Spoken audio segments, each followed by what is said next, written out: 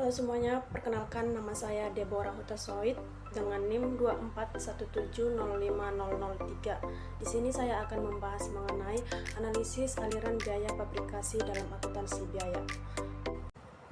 Memahami alur ini sangat penting bagi manajer produksi maupun akuntan untuk menentukan harga pokok sebuah produk secara akurat. Mari kita bahas mengenai diagram aliran di atas. Seperti gambar di atas, hal yang paling diutamakan dan yang dibutuhkan adalah input modal. Proses dimulai dari sisi kiri diagram, yaitu mengalokasikan sumber daya. Perusahaan menyediakan kas aktiva yang dapat disusunkan serta uang dagang. Ini adalah modal yang digunakan untuk membiayai seluruh produksi, mulai dari belanja bahan hingga biaya penyusutan mesin pabrik. Nah, kemudian seperti gambar yang dilihat, selanjutnya adalah penyediaan bahan baku atau raw materials. Dari modal tersebut, perusahaan melakukan pembelian bahan baku. Bahan yang telah dibeli kemudian tercatat sebagai persediaan bahan baku. Di tahap ini belum ada melakukan proses produksi. Barang masih disimpan di dalam gudang sebelum masuk ke dalam proses produksi. Nah, kemudian selanjutnya dilakukan dengan work in process. Ini adalah tahap yang paling krusial, yaitu produk diproses. Produk ini diproses. Disinilah biaya pabrikasi digabungkan yang terdiri dari 3. Yang pertama itu adalah bahan baku langsung, yaitu bahan utama untuk membentuk produk.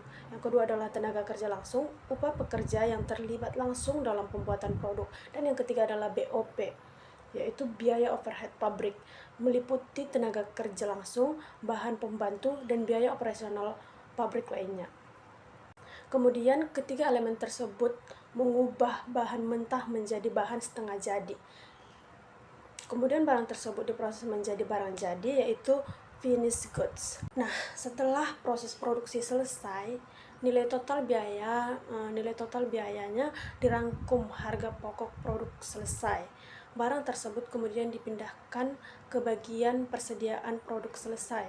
Pada tahap ini, barang sudah keadaan kondisi sempurna dan siap untuk didistribusikan ke pelanggan atau ke pasaran. Nah, dan ketika barang sudah didistribusikan ke pasaran atau ke pelanggan, kemudian dilakukannya lah pengakuan biaya atau bisa disebut dengan output penjualan.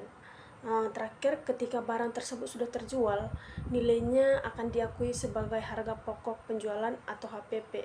Di titik inilah perusahaan itu bisa menghitung margin keuntungan dengan membandingkan HPP terhadap harga jual produk.